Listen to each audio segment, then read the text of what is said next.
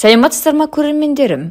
Қалай гемоглобинді көтеруге болады? Бүгінгі видеом осы сұраққа жауап болмақ. Алдымен қызықты, пайдалы видеоларымды өткізіп алмас үшін каналыма тіркеліп қойыңыз. Гемоглобинді мына 4 әдіспен көтеруге болады. Бұл әдісті артығымен қолдансаңыз, пайдасынан зияны басым болмақ. Дәрілік шөптердің арасында гемоглобинді арттырып, ағзадағы темір тапшылығының орнын толтыратын шөптер бар.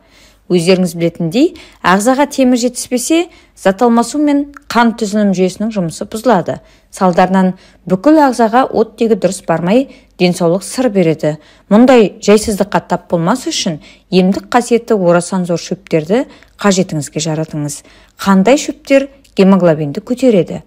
Құрамы В9 дәруменіне бай қалақай, крапива, жалбыз, мята. Құрамында темір мен марганец тұздары бар бақбақ, одуванчик тамыры, С және В дәрумендері бар темір элементінің қайнар көзі бидайық, темір, марганец және никель элементтеріне бай күреңот, иван-чай.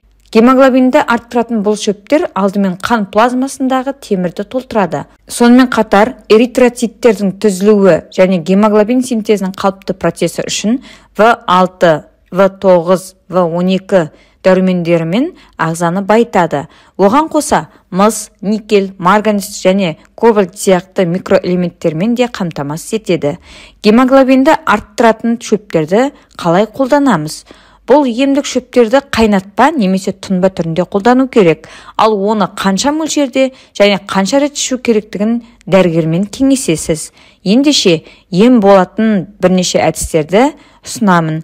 Бірінші әдіс 200 мл қайнаған суға 1 ас қасық беде клевер гүлін салып араластырасыз. Ыдыстың бетін жауып, жарты сағатқа қалдырыңыз. Белгіленген уақыттан соң дайын болған тұнбаны сүзіп алып, 1-3 стақаннан күніне 3 рет ішіңіз. Емді тамақтың алдында қабылдау керек. Емделу мерзімі 25-30 күн. Екінші әдіс 6 шай қасық шайқурай, зверобой, 4 шай қасық тауқалақай, яснотка және 3 шай қасық жолжелкен подорожник шөбін араластырасыз. Осы қоспаның 1 ас қасығын 1 стақан қайнаған суға салып, отқа қойыңыз. Қатты отта 1 рет қайнаған соң, оттан алып бетін жауып қоясыз. Шамамен 2-2,5 сағаттан соң дайын болған тұнбаны сүзіп алып, 1 ас қасықтан қабылдайсыз.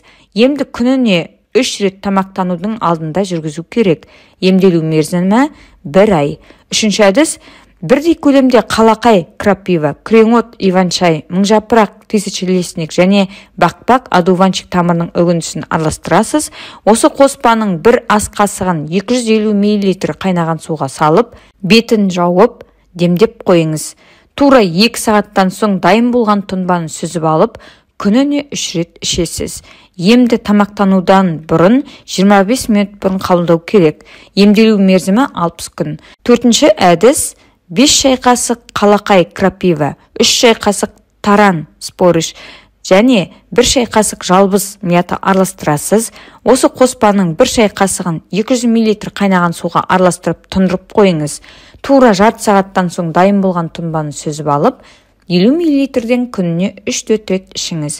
Емді тамақтың алдында қабылдау керек. Артық қолдануға болмайды.